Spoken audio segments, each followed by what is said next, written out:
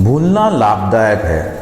पुरानी गलतियों, दुखे, झगड़ों को भूल जाओ, चाहे वो वर्षों पुरानी हो या कुछ पल पहले की हो। मेरे पति ने मुझे सबके सामने शर्मिंदा किया था, या मुझे मेरे पिता ने वसीयत में हिस्सा नहीं दिया, या मुझे मेरे भाई ने महत्वपूर्ण समारोह में आमंत्रित नहीं किया, या मेरे मित्र ने मेरे साथ धोखा किया।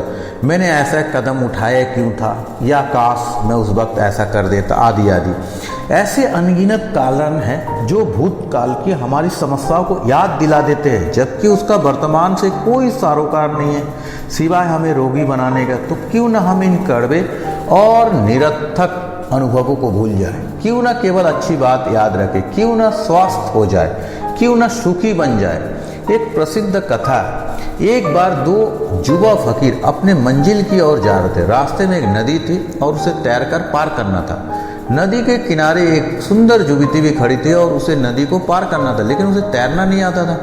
उसने उन युवा फकीरों से मदद मांगी। एक फकीर ने उस पर ध्यान नहीं दिया और वह नदी के उस पार तैरकर पहुंच गया। दूसरे फकीर ने उस युवती को उठाया और तैरकर उसे नदी के दूसरी तरफ छोड़ दिया। युवती ने उसे धन्यवाद दिया और अपने रास्ते चल गया। थोड़ी देर चलने के बाद दूसरे फकीर ने बताया, तुमने उस युवा लड़की को क्यों उठाया, जबकि हम फकीर है, सूफी है, तुम्हें ऐसा करना शोभा देता है? बिल्कुल शोभा नहीं देता। तो फकीर ने उत्तर दिया, भाई मैं तो युवती को वहीं उतार आया, लेकिन तुम तो उसे अब तक उठा कर रखी है। उसे भूल जाओ और आगे के नेक कार्य में ध्यान लगाओ। हाँ, हम भी अपने दुखों को उठाकर घूम रहे और इसे लदे हुए बोझ से खुद भी और दूसरे को भी परेशान कर रहे।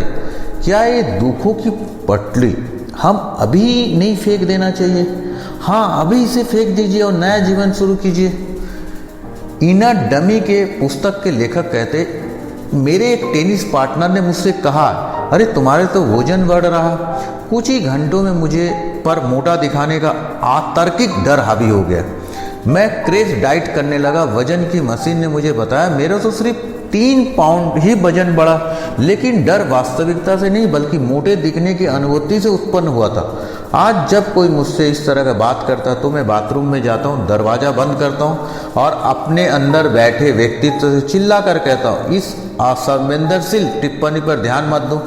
विचलित होने का कोई आवश्यकता नहीं है। क्या तुम मेरी बात सुन रहे हो? तो ठीक है, आज रात हम तले हुए आलू और ग्रेवी को छोड़ देंगे, लेकिन बस इतना ही।